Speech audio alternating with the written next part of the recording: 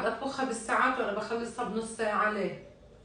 ما هي بنص ساعه وبيت شهي. لو تعرفوا قديش بحب هالاكله وبعملها بربع ساعه بس.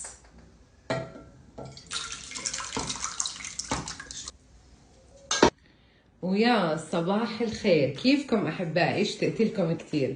شوفوا انا اليوم كانت النية اني اعمل شيخ المحشي، فنزلت اللحم وطلعت الرز، جبت اللبن والشعرية وكل الامور تمام التمام لحد هون تمام. شوفوا شو صار معي. هو للامانة انا كان راكبني الحماس، بعدين ما بعرف شو صار، طلعت لسه بدي احفر الكوسة وبعدين اغسلها واعقمها، بعدين اقلب اللحمة مع البصل، بعدين اسن اللبن، بعدين اقلي الكوسه وسقط الكوسه واعمل الرز. غير بطل الفيلم، راح نهارنا كله. لا لا لا لا لا، صفي لي كل الوصفات اللي بتعرفيها على جنب وتعال نحضرها بنص ساعه بس. ايوه، ما بتاخدش معكم وقت بالتحضير، يا دوبك نص ساعه، وعن جد نفس الطعم ونفس النكهه ونفس الريحه وإشي من اللي بيشتهيه قلبكم. يلا نشوف كيف حضرناها. بس قبل ما نبدا الفيديو احبائي بتمنى ننزل على التعليقات نصلي على الرسول حتى اكسب اجر انا وانتم.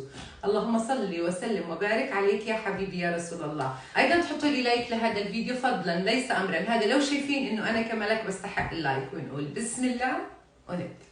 اول شيء احبائي راح اخذ الكوسه تمام واقيم الاطراف بهذا الشكل واقطعها لدوائر بالطريقه والشكل اللي واضحه قدامكم، وبعملها بهذا الحجم لا اكبر ولا اقل. تمام، خلص كليات الكميه بنفس الطريقه. خليني تعرفوا احبائي شو الحلو بهاي الوصفه، شو ما كان عندك كوسه فيكي، يعني مش ما بتتقيدي بالكوسه الصغيره او الكوسه الوسط. على فكره انا شيخ المحشي لما بعمله بالعاده بعمله بالحجم الوسط، هيك بحب الكوسه تكون يعني معززه باللحمه.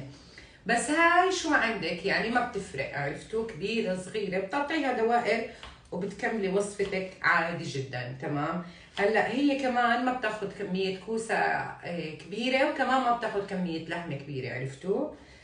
بس خلصت انا كليات الكميه، وتعال اقول لكم كيف انا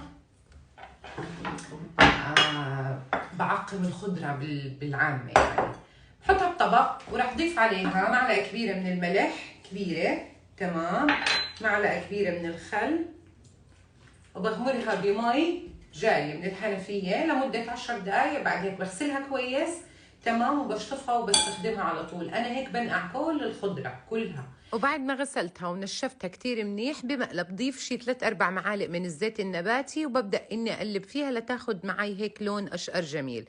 ممكن تحطوها بالفرن، ممكن تحطوها بالاير فراير، وممكن تقلوها بزيت غزير، كيف ما بتحبوا كيف ما بتفضلوا، ولكن انا بحب اقلبها. تمام، بعد هيك وتاخد معي هذا اللون راح اشيلها عن الغاز وبتركها على جنب وبكمل باقي طبختنا. عندي هون شي 2-3 من الزيت النباتي، راح انزل ببصله متوسطه الحجم انا مقطعتها لناعم جدا جدا جدا.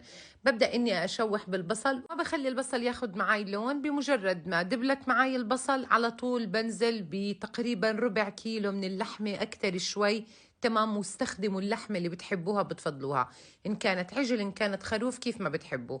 بنكهها فقط بالفلفل الأسود، وأول ما بتتشوح معي وما بنشفها على طول أيضا بشيلها عن الغاز. شوفوا أحبائي، هلا بدي أسن اللبن. للناس اللي ما بتعرف تسن اللبن، أنا استخدمت كيلو من لبن الزبادي. تمام، أنا بحب أكسره بلبن رايب تمام، أو لبن مخيط أو عيران اللي بتحبوه، فما رح أضيف كتير، تقريبا كاسة واحدة مش أكتر من هيك. تمام، وراح اضيف عليه ملح. تمام، وراح اضيف عليه معلقه كبيره من النشا. تمام، عشان يربط معانا وما يفرط النشا. وفي حال فرط معاكم تضربوا ضربه سريعه بالخلاط وترجعوا تسنوه عادي جدا سهل جدا. بدمجه على البارد كثير منيح لاتاكد بس انه النشا داب مع اللبن تماما، وبعد هيك برفعه على الغاز. رفعت طنجرتي على النار على اعلى درجه حراره، بستمر بالتحريك كيف ما عم بتشوفوا، كيف ما قلت لكم لحتى اللبن ما يفرط معنا. بمجرد ما غلي معي اول غلوه على طول بنزل بالكوسه. تمام، وبعد هيك رح أنزل بكمية اللحمة المفرومة اللي قلبناها مع بعض. كتير مهم عنا للناس اللي رح تستخدم اللبن لأول مرة إنكم تضلكم تحركوا فيه طول ما هو على الغاز ليبدأ يغلي معاكي. رح أدمج كل المكونات مع بعض كيف ما عم بتشوفوا، ورح أضيف سنين 3 من الثوم أنا هارستهم، فيكم تحطوهم مقدوحين كيف ما بتحبوا كيف ما بتفضلوا. ورح أضيف معلقة صغيرة مليانة من النعناع الناشف. الكوسة عندي مستوية واللحمة عندي مستوية، أنا ما بخليه يغلي مع اللبن كتير، يا دوبك شي 10 دقايق مش أكتر من هيك. نكهته أنا بمكعب مرقة الدجاج، أو ممكن تستخدموا بديل مرقة الدجاج الصحي. وهيك أطيب خيارية على الطريقة اللبنانية بتكون صارت معانا جاهزة، نفس الطعم نفس النكهة، وما بتاخد معاكم وقت في التحضير إلا إنه منجزة. فيكم تقولوا عنها كمان إنها هي للكسلانين. ضفت لها أنا شوي من اللحمة المفرومة، وأيضا ضفت لها شوي من المكسرات، أو كيف ما بتحبوا كيف ما بتفضلوا. قدمتها أحبائي وكانت بهذا الشكل، ويا ريته ألف صحة وهنا. هاي الخيارية على الطريقة اللبنانية، بيقولوا لها الخيارية نسبة للخير يعني. تمام. أقعد أطبخها بالساعات وأنا بخلصها بنص ساعة. ليه؟ ما هي بنص ساعة وبيت شهي. أحبائي هيك بكون خلص معنا الفيديو لليوم. بتمنى إنه يكون عجبكم. كنت معكم أنا ملك عبد العال، دمتم بألف خير. بشوفكم على خير وباي باي.